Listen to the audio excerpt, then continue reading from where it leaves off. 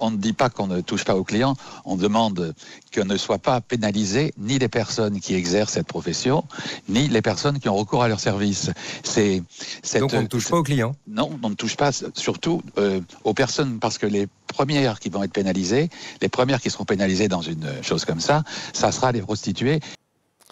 C'est Antoine, le chanteur Antoine, qui de longue date d'ailleurs mène la fronde sur le dossier de la prostitution. Et là, il vient de constituer une pétition avec d'autres très grands artistes en France comme Catherine Deneuve ou Charles Aznavour pour s'inscrire contre une proposition de loi qui commence à être discutée ce soir à l'Assemblée nationale. Proposition de loi au terme de laquelle deux choses pourraient être votées. L'abrogation du racolage passif des prostituées présumées, racolage passif qui avait été sanctionné par Nicolas Sarkozy, la précédente majorité, et surtout la pénalisation des clients des prostituées, donc qui pourraient être passibles d'une peine allant jusqu'à 1 500 € d'amende, qui pourrait être aggravée en cas de récidive. Alors Antoine dit non, c'est pas possible, il ne faut pas tolérer ça, parce que d'abord, toutes les prostituées, même si elles ne sont pas majoritaires,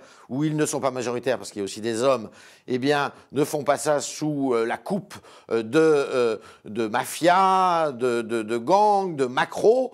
Et il dit il faudrait plutôt concentrer justement nos efforts pour essayer de rendre la prostitution en France, la rendre sous un visage qui soit moins mafieux. Mais il y a une question qui, moi, me turlupine, si je puis dire. Cher Antoine, pour quelles raisons précises, personnelles ou philosophiques, vous engagez-vous dans ce combat sur la prostitution en France? Antoine, répondez-moi.